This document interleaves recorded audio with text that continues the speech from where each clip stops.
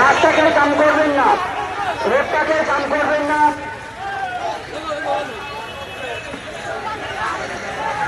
Volunteer ভাইদের বলবে চেয়ারগুলো প্র্যাকটিক্যাল করে দাও।